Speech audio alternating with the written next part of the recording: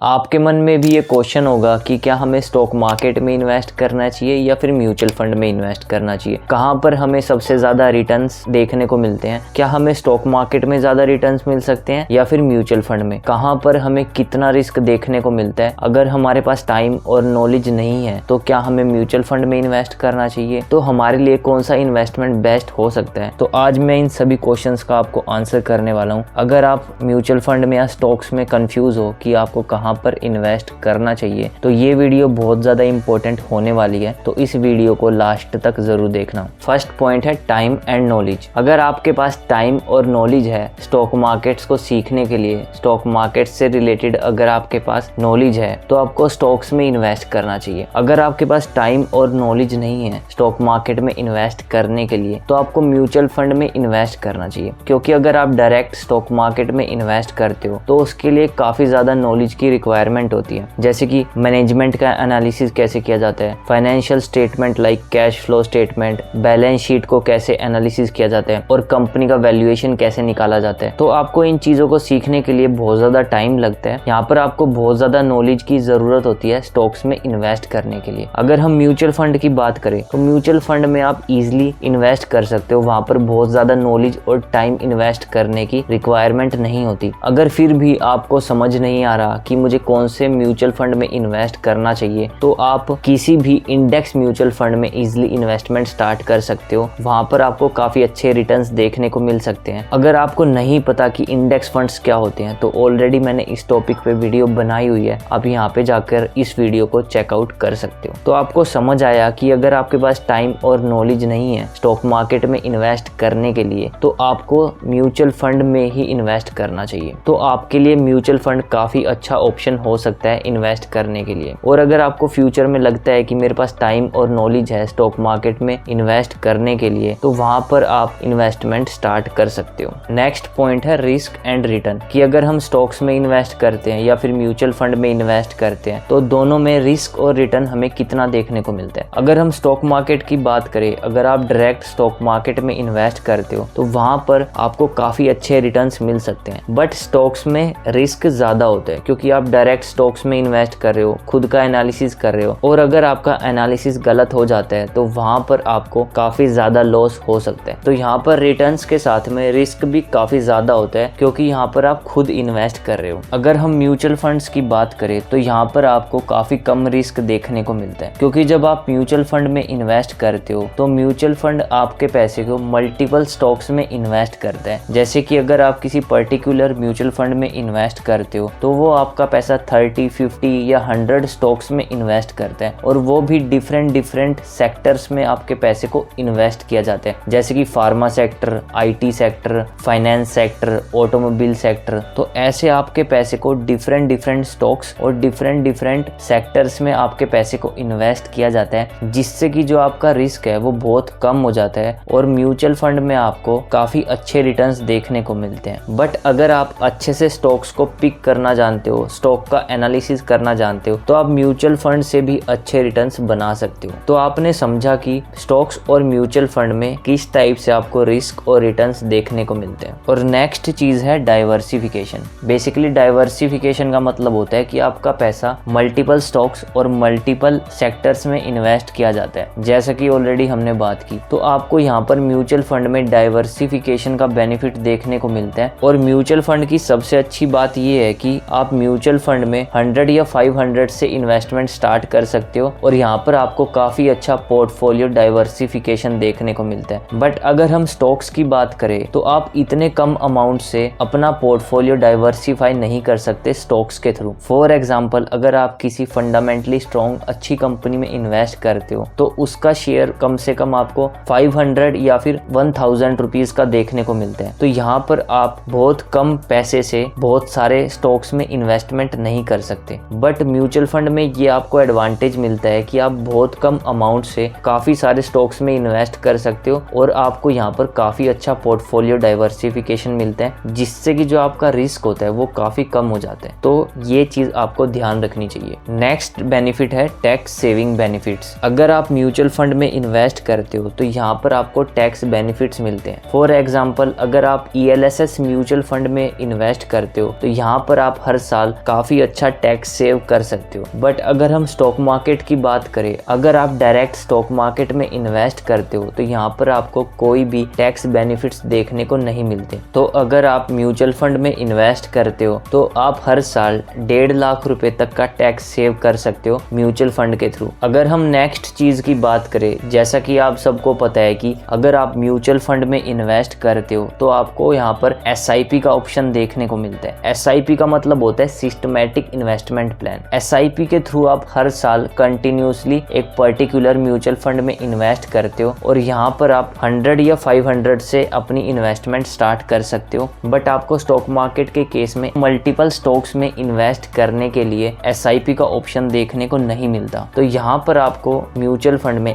SIP का काफी अच्छा ऑप्शन देखने को मिलता है, जिसके थ्रू आप कंटिन्यूसली म्यूचुअल फंड में इन्वेस्ट कर सकते हो और पावर ऑफ कंपाउंडिंग का आपको यहाँ पर बेनिफिट देखने को मिलता है। और यहाँ पर आपको बहुत ज्यादा मार्केट को ट्रैक भी नहीं करना पड़ता, क्योंकि आप रेगुलरली स्टॉक मार्केट में SIP के थ्रू म्यूचुअल फंड में इन्वेस्टमेंट कर रहे हो। बट आपको स्टॉक मार्केट के केस में SIP का ऑप्शन देखने को नहीं मिलता। तो यहाँ पर आपने देखा कि अगर आपके पास बहुत ज्यादा नॉलेज, बहुत ज्यादा टाइम नहीं है तो म्यूचुअल फंड आपके लिए बेस्ट हो सकता है। और यहाँ पर आप बहुत कम पैसे लगाकर अपने पोर्टफोलियो को डाइवर्सिफाई कर सकते हो, SIP के थ्रू इन्वेस्टमेंट कर सकते हो म्यूचुअल फंड के थ्रू। तो म्यूचुअल फंड इन्वेस्टमेंट आपके लिए काफी अच्छा ऑप्शन हो सकता है। और वहीं अगर आपके पास टाइम और नॉलेज है किसी कंपनी का एनालिसिस करने के लिए, अगर आपको कंपनी का फंडामेंटल एनालिसिस करना आता है कि कंपनी का मैनेजमेंट कैसे काम करता है, कंपनी के फाइनेंशियल्स को कैसे पढ़ा जाता है, कंपनी की एनुअल रिपोर्ट को कैसे रीड किया जाता है और कंपनी का वैल्यूएशन कैसे निकाला जाता है, तो आप डायरेक्ट स्टॉक्स में इन्वेस्टमेंट कर सकते हो। और अगर आप डायरेक्ट स्टॉक्स में इन्वेस्ट करते हो तो आपको काफी अच्छे रिटर्न्स देखने को मिल सकते हैं कंपेयर टू म्यूचुअल फंड। तो आई होप आपको समझ आया होगा कि आपको कहां पर और कैसे इन्वेस्ट करना चाहिए और कौन कौन से बेनिफिट्स आपको देखने को मिलते हैं कौन से इन्वेस्टमेंट ऑप्शन में। तो मिलते हैं नेक्स्ट वीडियो में, तब तक के लिए कीप लर्निंग, कीप ग्रोइंग।